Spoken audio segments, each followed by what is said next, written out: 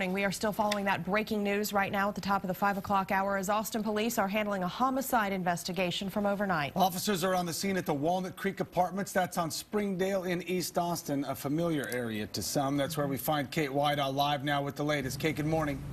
Good morning. Well, around 1:40 this morning, police were called to this apartment complex for a shooting. You can see behind me that numerous police cars are on the scene here at the Walnut Creek Apartments. They tell us that around 1:40 they received several 911 calls about shots fired. When they arrived on scene, they found an 18-year-old in the parking lot who had been shot. EMS did arrive on the scene, tried to save his life. In the end, though, they tell us he died. At this point, they have not released his name, although we have understood that his family has been notified and was out on the scene earlier this morning. Now, as for what happened, police are still trying to figure that out. They do know that the shooting occurred in the parking lot area. And, you know, this is a familiar sight to many because the Walnut Creek Apartments is where police shot and killed 18-year-old Nathaniel Sanders back in 2009.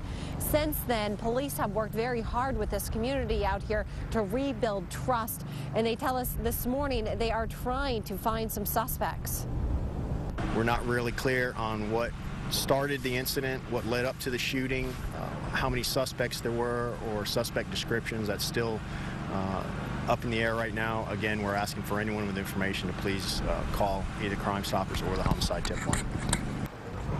And this morning, they are not letting anyone into the Walnut Creek apartment complex simply because they tell us that the crime scene area is quite large in the parking lot. So they are asking residents that as they leave to go to work today that they try to stay away from the crime scene so they can investigate.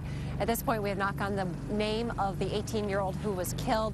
That information will likely be released later on today. But as you heard the sergeant say, anyone with information concerning this crime is asked to call police. We're live in East Austin. Kate Whiteout, KXAN News. All right, Kate, thank you.